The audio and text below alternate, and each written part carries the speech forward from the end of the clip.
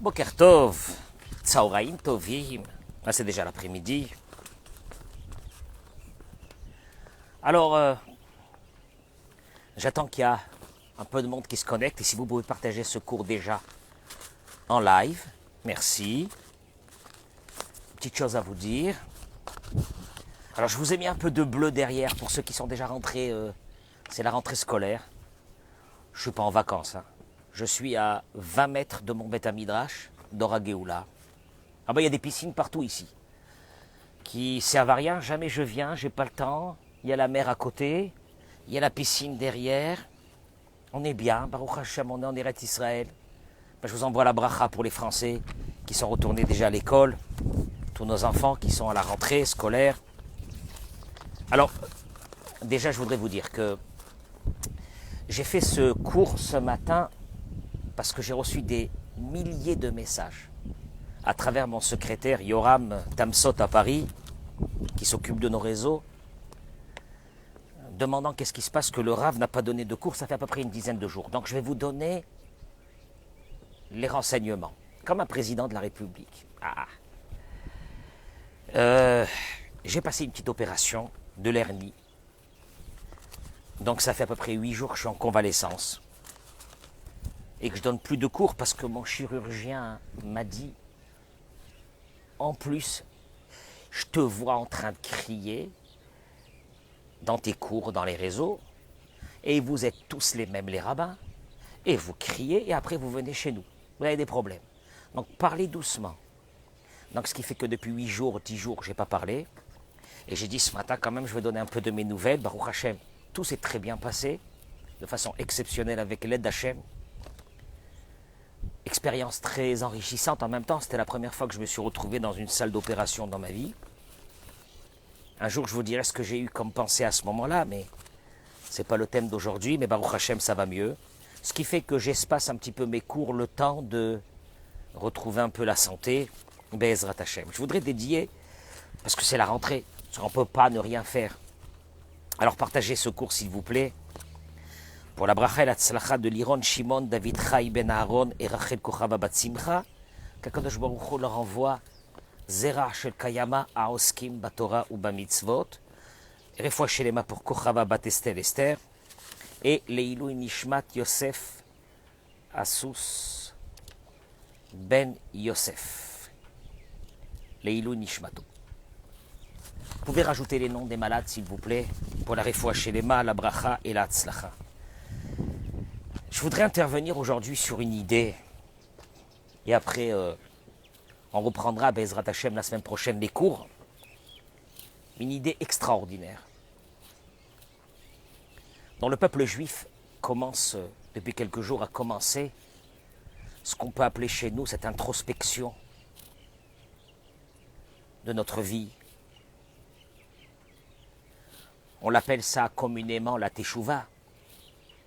Mais c'est une réelle introspection. Ce n'est pas le jour de Rosh Hashanah qui nous fait peur. Ce n'est pas le jour de Kippour qui nous fait peur parce que il y a la signature dans les livres de la vie pour l'année à venir.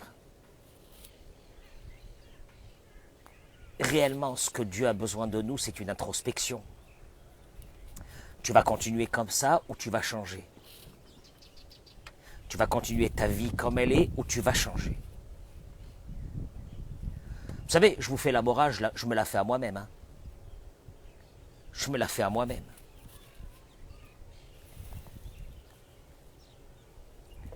J'ai trouvé dans un livre une chose extraordinaire qui a été dit par un de nos grands maîtres pour introduire l'idée que je voudrais vous faire passer ce matin.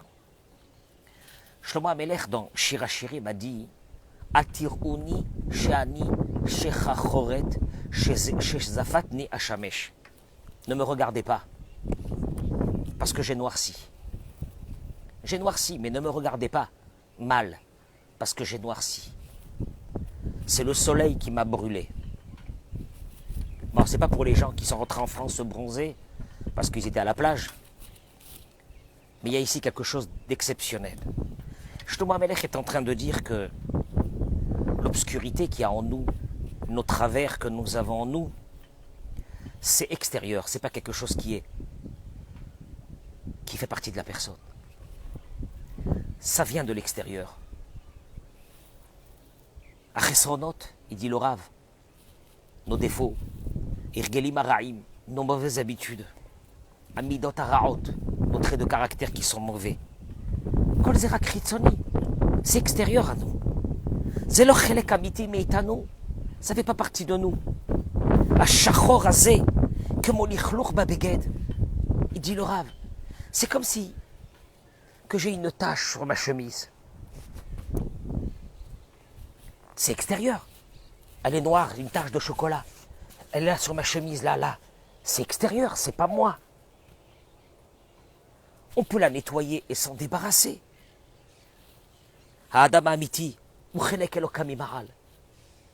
Vous savez, il y a beaucoup de personnes qui doivent se dire que dans mes cours, j'attaque beaucoup frontal nos problèmes de la vie, mais j'ai un espoir énorme sur l'être humain. Au contraire, j'ai un espoir énorme sur l'être humain. Pourquoi? Parce qu'il dit le Rav, l'être humain, c'est une partie divine qui est en lui. Neshama Teora, on le dit tous les matins. Neshama Shenatatabi, Teorahi, l'âme que tu m'as donnée, elle est pure. Il n'y a pas quelqu'un de mauvais. Ah, mais il est mauvais, il est méchant, il est hargneux, il est colérique, il est comme ça, je ne peux plus vivre avec lui. C'est une tâche. Extérieure, c'est pas lui. Il faut que tu comprennes parce que lui, la personne, c'est la pureté. La personne, au moment où elle s'en va de ce monde, entourée de sa famille, c'est la pureté. Où son âme s'en va, c'est la pureté. Un bébé, quand il naît, il sort du ventre de sa mère, c'est la pureté. Après, il y a des tâches qui se mettent sur le corps de la personne, mais c'est pas lui. Il faut que tu comprennes que la personne, elle est pure. Il dit le Rav, on ne supporte pas de recevoir des remontrances. Il faut que tu changes. Il faut que tu changes ta vie. Il y a un truc qui ne va pas, il y a un truc de fou dans ta vie. La personne se sera agressée. Oh, j'aime pas comment il parle. Mais il faut que tu comprennes. Il dit au fait, quand on nous fait un reproche de changer, c'est sur cette tâche, c'est sur cette saleté qui s'est attrapée à notre habit.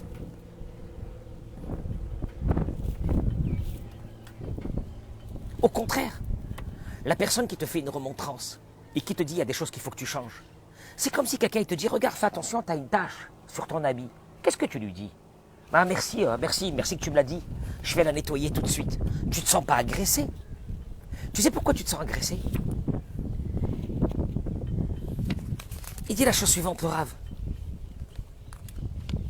Kacher mabitim ala shachor shebanu. Kaliot. Le problème, c'est que tu penses que le défaut que tu as dans ta vie, qui te pourrit ta vie depuis des années d'ailleurs, est à l'intérieur de toi. Et que quand je vais te dire, écoute, faut que tu changes, parce que tu es un tordu de la vie. Toi, qu'est-ce que tu prends ça? Tu te dis, en fait, il est en train de m'agresser à moi. Mais c'est faux. Cette agression n'est pas sur toi. Cette agression, elle est sur la tâche qui se trouve à côté de toi. On parle d'introspection aujourd'hui. On a une obligation d'introspection pendant ce mois pour changer notre vie. Cette introspection-là, il y a des personnes que toute une vie ne l'ont pas faite. Ils ont été victimes de leur vie. Ils se sont mariés, ils ont divorcé, ils se sont remariés, ils ont redivorcé. Et ils sont en train de voir la désolation de leur vie. Et ils sont en train de voir les enfants déséquilibrés qui sont autour d'eux. Ils sont en train de voir le chaos. Il n'y a pas un moment donné que tu te poses une vraie question. Tu dis mince, il y a peut-être un truc qui ne va pas chez moi, non? Il y a un non, je ne supporte pas quand on me fasse des remontrances sur moi. Moi, je suis sûr et certain que ça ne vient pas de moi, ça vient des autres. Je peux te dire une chose. Peut-être que tu as une tache sur ton habit. C'est même pas toi. Toi, tu es quelqu'un de pur. Tu ne peux pas être quelqu'un de mauvais. Tu n'es pas né mauvais. Quand tu es sorti du ventre de ta mère, tu n'es pas né mauvais. Le jour que tu partiras de ce monde, tu partiras pur de ce monde. Donc c'est pas toi. C'est une tâche. Il te dit Shlomo Ameler, c'est une tâche. C'est le soleil qui m'a brûlé. Il dit Shlomo Ameler. Traduction, c'est la vie. C'est des choses extérieures qui étaient dans mon environnement qui ont fait que malheureusement, je suis ce que je suis. Et c'est pas de ma faute. Traduction des mots, tu ne peux pas être agressé quand on te dit qu'il faut que tu changes. Enfin, je vous le dis à vous, mesdames et messieurs, je me le dis à moi. Ne sois pas agressé. Prends-le au contraire comme une tâche qu'il faut nettoyer. Parce que le but d'un être humain dans ce monde, c'est de changer, d'évoluer. Vous savez, je vais vous dire une chose. La pire des choses qui peut nous arriver, c'est d'être sûr et certain que le chemin de notre vie est l'unique et le meilleur chemin. C'est la pire des choses qui peut nous arriver. On va le développer dans les minutes à venir. Le Midrash raconte. Partager ce cours, c'est partager ce cours parce que Bezrat Hashem, rajoutez-moi les noms des malades, rajoutez-moi les noms de toutes les personnes qui ont besoin de rachamim. Le Admor Zaken, il dit que Melech Bassadeh, Akadosh Baruch Hu est descendu dans le champ et il accueille tout le monde. Pendant ce mois, ouais. Le champ, c'est la vie. Le champ, c'est le symbole de l'endroit où on travaille. Melech Bassadeh. Melech Bassadeh, le rabbi de Lubavitch, dit c'est la chose la plus grande qui peut nous arriver. C'est de rencontrer le roi et de lui parler. Parce qu'on a eu une année horrible pour beaucoup de personnes. Il y a eu beaucoup de personnes qui ont, Baruch Hashem, eu une bonne année. Le challenge, c'est l'année à venir. On est bien d'accord? Kadosh Baruch Hu, il te dit une chose. Viens vers moi. Alors viens vers moi, viens. Et puis je vais te montrer un truc que tu ne connaissais pas. Je vais te l'apprendre, Dieu il te dit. Et ce truc-là, je vais vous le dire tout de suite. Le Midrash raconte que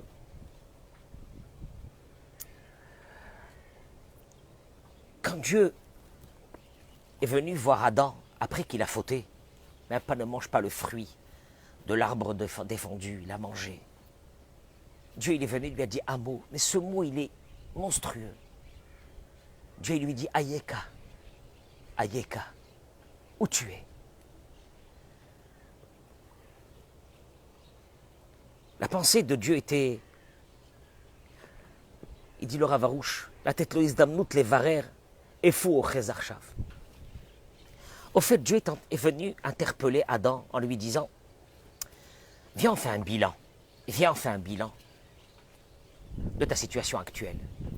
Il y a des gens que tu ne peux même pas leur dire le mot un bilan. Ils vont mourir. Ils sont dans une course effrénée de la vie, de la matérialité, des folies. Arrête-toi. Il y a des personnes, venez au Slichot. Arrêtez-vous. Posez-vous pendant ce mois. Réfléchissez ce qu'on va faire l'année prochaine.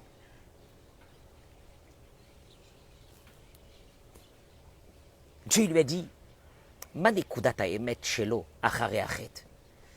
je voudrais savoir, est-ce que tu as découvert une certaine vérité après avoir fauté? Vous allez voir où ça va nous amener. C'est énorme. Parce que dit le Rav, Dieu savait où il était. Dieu savait ce qu'il avait fait. Il n'avait pas besoin de lui demander Ayeka, où tu es.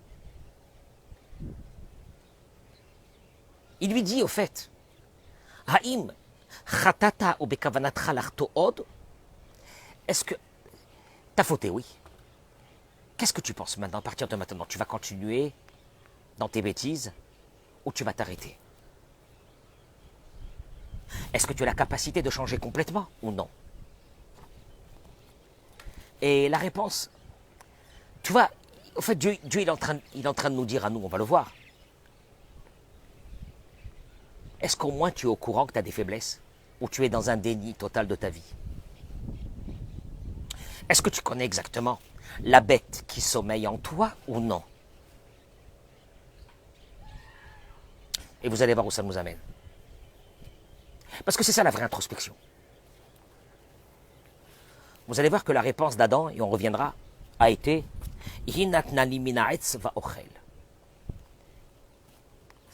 bon, il met la faute sur sa femme, c'est elle qui m'a donné de ce fruit de l'arbre, va ochel.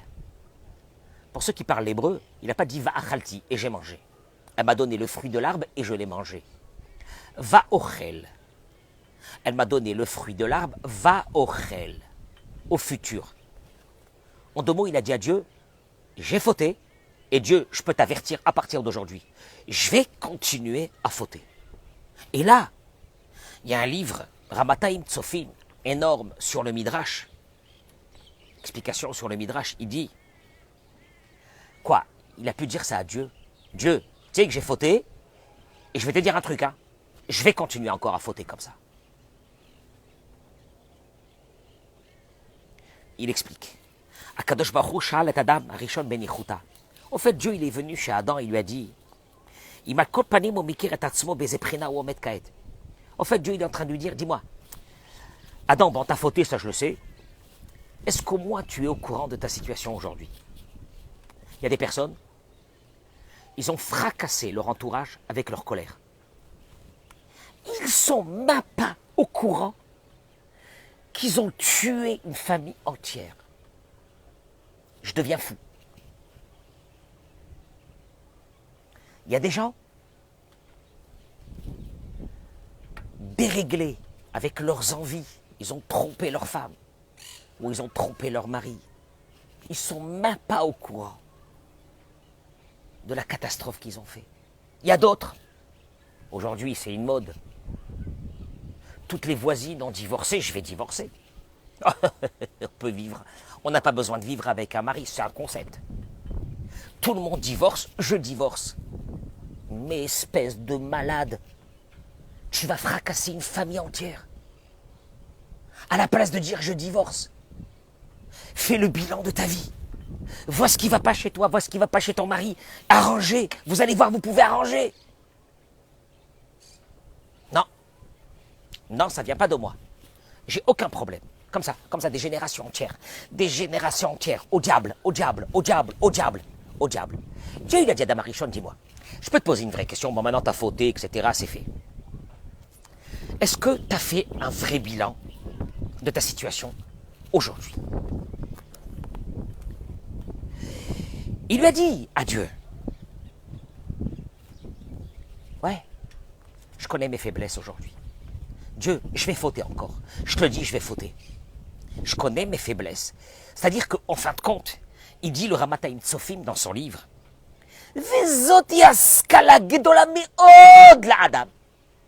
ah pardon, j'ai pas le droit de crier. Excusez-moi, c'est la passion qui me fait crier. C'est la sagesse la plus grande d'un être humain dans ce monde. J'ai fauté et je vais fauter. Qu'est-ce que ça veut dire? Il dit comme ça. Yada, Adam Arishon, il a su, la amod al madrigato amitid, ou le hagid et haemet. Il a su exactement, il a mis la vérité dans ses mots. On a l'impression que c'est une effronterie de dire à Dieu je vais fauter. Non, non, il dit non. Il a mis la vérité dans sa vie. Il a compris qu'à partir du moment où est rentré en lui un déséquilibre, ça va être difficile. Il y aura beaucoup de travail. Il y aura des moments où on va tomber. Mais au moins, il est arrivé à une chose. Il a dit à Dieu, je sais que j'ai des problèmes. Je sais que ça ne va pas dans ma vie. Je sais qu'il y a plein de choses qui ne vont pas. Je sais que je souffre de ma vie. Je sais qu'à cause de moi, mes enfants souffrent. Je sais qu'à cause de moi, ma femme ou mon mari souffre. Je le sais. Je le sais. Je le sais. Tu comprends? Je le sais. C'est déjà énorme, énorme de le savoir, de ne pas vivre dans un déni.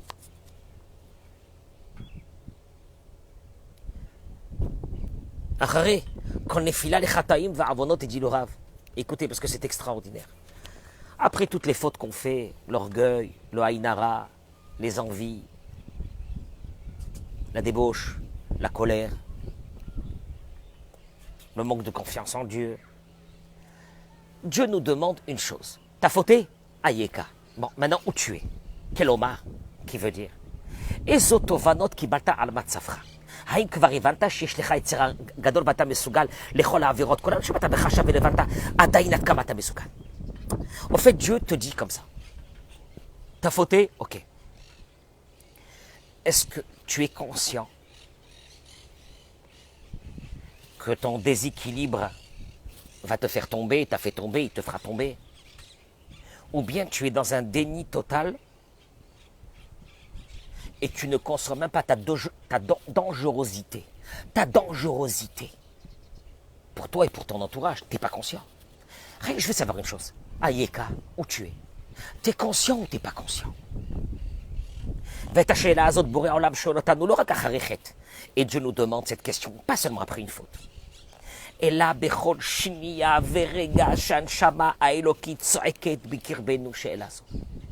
tant que notre âme elle est à l'intérieur de notre corps, il dit le Rav, notre âme nous crie tous les jours cette question, où tu es? Où tu es? Où tu es veut dire t'es conscient ou t'es pas conscient. Juste une chose, prends conscience que tu as des faiblesses. Il lui a dit Adam, à partir du moment où la faute est rentrée en moi, c'est fini. Je vais fauter. Dieu lui a dit Kol hakavod. Mais c'est extraordinaire.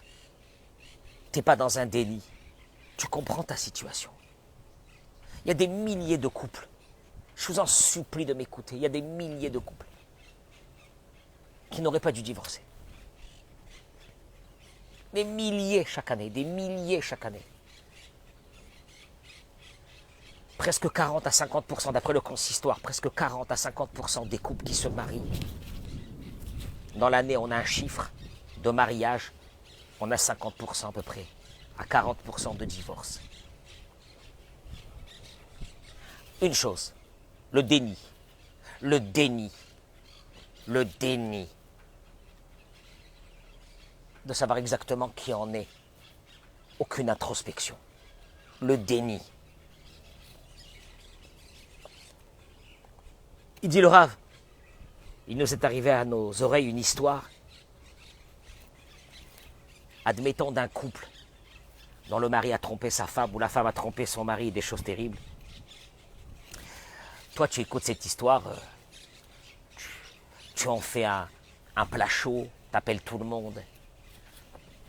Ça passe d'un endroit à l'autre. Ça se fait des kiffs de parler sur les autres. Mais maintenant, Dieu il te demande Ayeka, où tu es? Au moment où tu parles, où tu es? Tu crois que tu es différent de l'autre personne? Écoutez-moi bien, ça fait mal aux oreilles. Est-ce que tu penses que tu es différent de la personne qui a fauté ou tu es comme lui? Kacher Adam Mevin Be'emet, chez Be'emet et Shlosha Yichut. Si Dieu t'a fait voir ou t'a fait entendre des histoires, c'est que tu as une relation avec ces histoires. Il dit le Baal Shem Tov.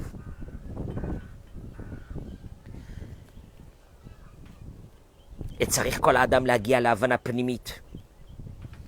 Il faut que tu arrives à une conclusion. C'est les mots du Rav. Je suis désolé de les dire. Que au fait, si toi t'as pas fauté, c'est parce que toi tu n'es pas dans l'endroit pour fauter parce que Dieu t'a aidé. Mais sache une chose. Ce Ayeka qui vient tous les jours, il te dit où tu es. Où tu es, fais ton introspection. Parce que toi, tu parles sur les autres, ou tu as entendu sur les autres. Mais sache une chose, c'est que toi, si tu n'es pas à la place des autres, c'est parce que Dieu t'a aidé. Mais si Dieu ne t'avait pas aidé, tu tombes comme les autres. Ah, à partir de là, je baisse ma tête. Ah ouais. À partir de là, à la place de me concentrer sur les potins des autres, je ferais mieux de commencer à travailler sur moi. Parce que si moi, je me suis pas trouvé à la place de l'autre, c'est parce que Dieu m'a aidé seulement. Donc combien je dois faire attention? À l'autre, il a divorcé. Si toi, tu n'as pas divorcé, c'est parce que Dieu t'aide. Parce que ta femme, elle n'est pas devenue d'un seul coup folle, ou ton mari n'est pas devenu fou. Mais tu as intérêt à faire quelque chose. Commencer à faire un vrai travail.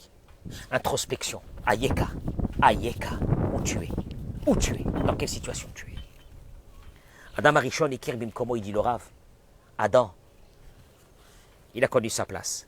Ou le Rimet Atzmo. Non, il n'a pas dit à Dieu. Moi, c'était une erreur de jeunesse. Vous savez, mais moi je ne suis pas du tout comme ça, c'est pas du tout le genre de la maison, etc. Non. Il a dit à Dieu, il a dit, Yamshich lechol, il a dit à Dieu, je vais continuer à manger le fruit de l'arbre défendu. Ah ouais. Le premier Baal Teshuva, ça a été Adam. D'avouer et de reconnaître notre place. Et de dire, Ani Boré Olam, Akadosh Baruch Hu, si tu ne me sauves pas des épreuves, jamais j'y arriverai.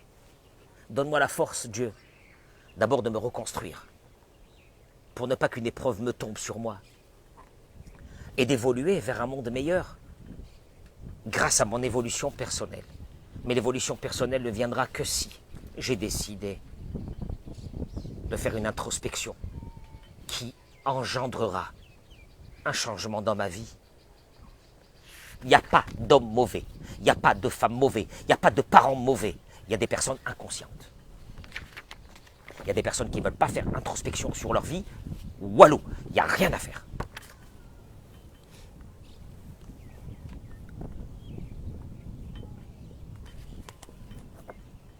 Rabbi Nachman de Breslev dit,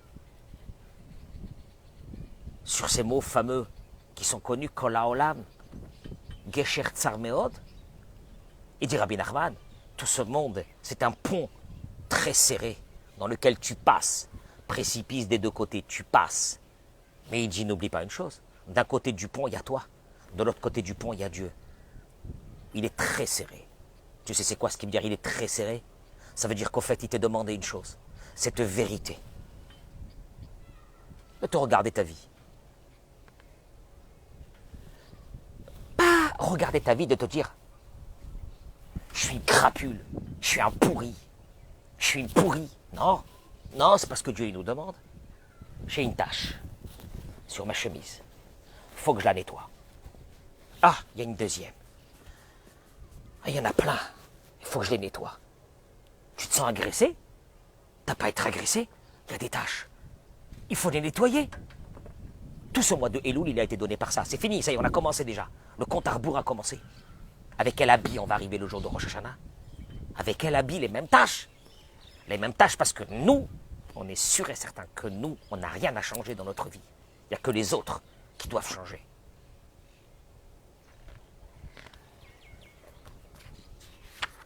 Mais qu'est-ce que c'est cette vie? Mais qu'est-ce que c'est cette vie? Quand les plus grandes victimes, c'est nous-mêmes, à cause de notre caractère. Parce qu'on n'a jamais voulu évoluer. On n'a jamais voulu changer. Parce que nous, ce que nos parents nous ont dit, c'est sacré. Ils nous ont dit que j'étais le meilleur tout le temps. Je ne changerai pas. C'est ma femme qui doit changer. C'est elle la tordue. Je ne sais pas d'où elle vient, c'est pièce rapportée. Et le mari, la même chose, c'est vice-versa. Et on est là comme ça, un but de notre personne. Et tu traverses ta vie. Total des courses, on verra. Vers la soixantaine, où ça t'a amené. On verra. Parce que là, tu as 20 ans, tu as 30 ans, tu veux manger le monde. Tu écrases ceux qui sont autour de toi, tu les manges, tu les bouffes. Ces maris qui mangent leurs femmes, ces femmes qui mangent leurs maris. Et les deux qui mangent les enfants. Parce que personne ne veut rien changer dans sa vie. On verra. Tu sais, il y a une chose qui ne fait pas d'erreur dans le monde, il dit Rabbi Nachman de Breslev, c'est le temps. Le temps. On verra. On verra. On verra parce qu'aujourd'hui tu écrases tout le monde, on verra. Parce qu'aujourd'hui tu es fort, mais on verra. Le temps. Le temps. T'exploseras un jour sur le visage. Mais ça sera peut-être trop tard. Parce qu'à 60 ans ou 70 ans, mon Dieu, les jeux sont faits, rien ne va plus. Je termine par une petite réflexion, toute petite. L'un des livres du Rafanger, il dit la chose suivante. Écoutez-moi bien. Et partagez-moi ce cours, je vous en prie, c'est le premier de la saison. Et je le fais avec beaucoup d'efforts parce que je suis fatigué. Mais c'est un cours où vraiment cette semaine, ce mois-ci, s'asseoir, réfléchir, que les hommes avec les femmes, les maris avec leurs femmes, les femmes avec leurs maris, on s'assoit, on réfléchit. On a des tâches. Tiens, toi, tu as une tâche, moi j'ai une tâche. Tu vois, tu as la tâche là, ici. Oh, puis moi aussi, je vois que j'en ai une ici. C'est pas grave, on a des tâches. Viens, on va les nettoyer. Viens, on va commencer à faire un travail. On va mourir la même chose. Sans avoir changé. Les anges vont prendre un jour ton âme, vont la faire monter vers le ciel. Et Dieu va dire, qu'est-ce que t'as fait? Qu'est-ce que t'as fait? Qu'est-ce que t'as fait de cette vie? Qu'est-ce que t'as fait de cette vie? Vous savez, moi, monsieur le bon Dieu, qu'est-ce que j'ai fait de cette vie? Moi, je suis né avec des parents tordus, ben, je continue à être tordu, et j'ai continué la tradition de la famille d'être des tordus. Ponoché l'olam, c'est la pire des choses. Le Zohar, il dit que le Gehinam, l'enfer, c'est pas le feu. L'enfer, c'est quand l'âme quitte le corps de l'homme ou de la femme, et qui se dit, mon Dieu, maintenant je vois la vérité, la vraie, de ce que j'aurais dû faire dans ce monde et que je n'ai pas fait. Je vous en prie, laissez-moi revenir dans ce monde, je vous en prie. Laissez-moi revenir dans ce monde, laissez-moi revenir dans ce monde un jour. C'est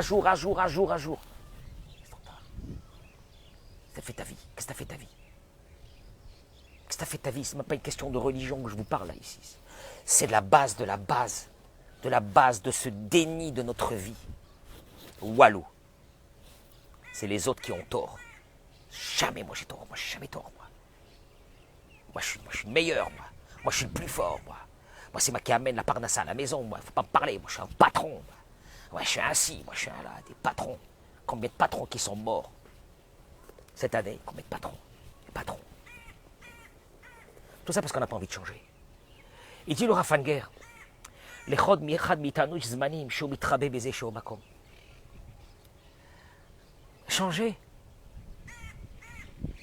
Il dit le Rav, non, c'est dur. On se cache derrière nos zones de confort. Amarbo noten la noire gacha shel bitachon. Nos zones de confort nous donnent une impression de sécurité, de tranquillité. Qu'on ne nous demande rien. On n'a pas besoin de changer. C'est une zone de confort. De ne pas changer, c'est une zone de confort. Oulam. Il dit le Rav, celui qui ne veut pas sortir de ces zones de confort, Aloul leikaversha. Ces zones de confort vont être sa tombe. La tombe. Il y a des personnes qui n'ont jamais voulu sortir de leur zone de confort, de changer, parce qu'ils avaient un caractère de je ne sais quoi, ils ne se sont jamais mariés.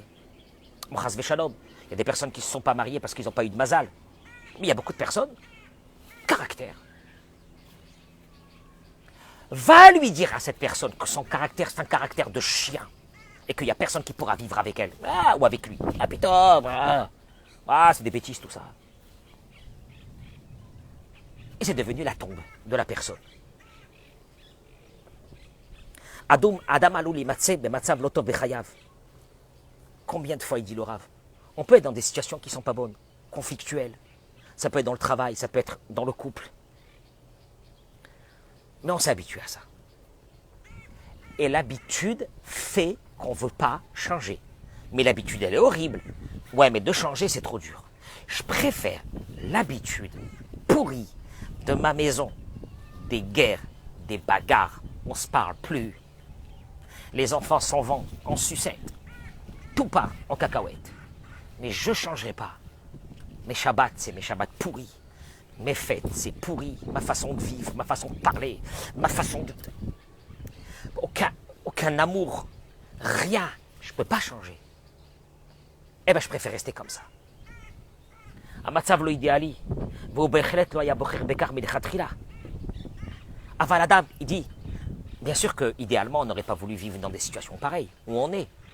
Mais il dit, l'homme, dans sa nature, Utipus staglan pour ceux qui parlent hébreu, ou mistagel.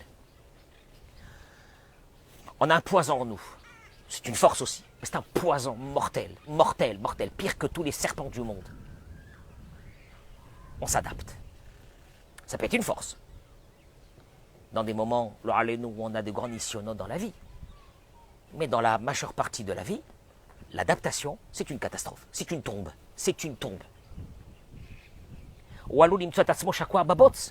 Il est enfoncé dans la boue. C'est ce qui n'est pas bon pour lui. Mais il fait rien. Il fait rien.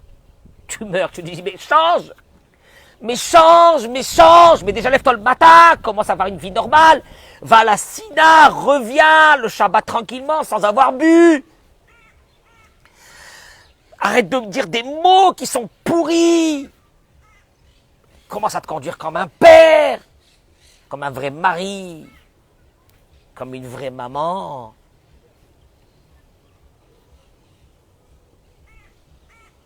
Il dit, qu'est-ce qui te répond?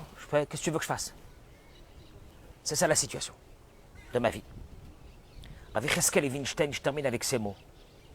Dans son livre Mizrach Shemesh, il dit des choses extraordinaires. Aïkar Mashedorshim Adam Wachuka Ve'aratzon Atov. Tu sais ce qu'il est demandé à un être humain dans sa vie? Si tu veux, voilà, si tu veux lui mettre une piqûre que sa vie elle change. Une bonne volonté. Ah, c'est dur. Une bonne volonté, là, l'adaptation m'a fait que je reste dans la situation où je suis, j'ai rien envie de changer. Il dit la preuve, en Égypte. Pendant les 3 jours de l'obscurité,